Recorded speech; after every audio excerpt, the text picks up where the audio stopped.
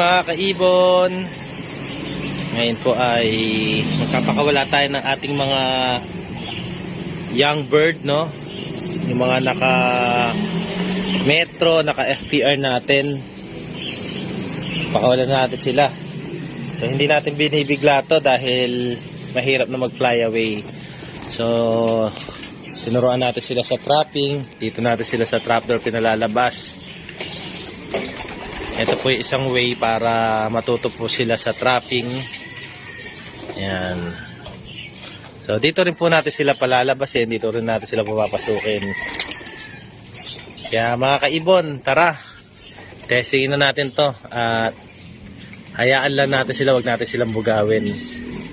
So lumipat lang po sila sa kabilang kulungan. Tawid-tawid lang muna kayo. Pwede na kayo lumipad. Huwag kayo mag-alala. Basta nakapag-viewing po yan na at least 2 weeks po. Ayan o, nagpa-practice na po sila. Practice. Ayan na. Lipat lang, lipat. Oops, iba. Lipat lang, wala pa lumilipad. Ayan po. Yun, may lumipad na 2 red.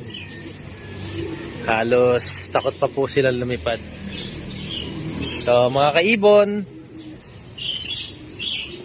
God bless, good luck sa atin. At ito yung mga pang south natin ngayon.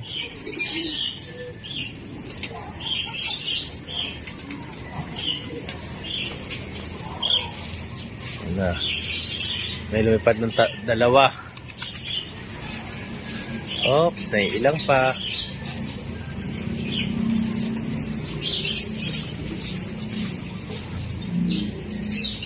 Salamat.